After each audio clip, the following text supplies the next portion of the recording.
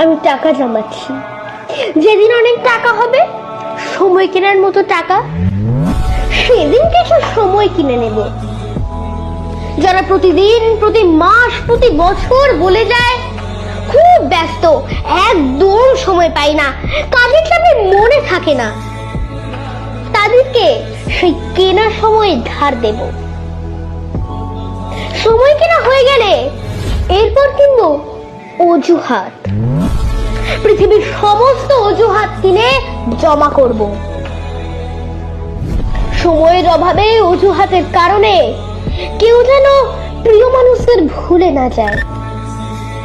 তাই অফুরন্ত সময় আর শূন্য অজুহাতের এক পৃথিবী বানাবো।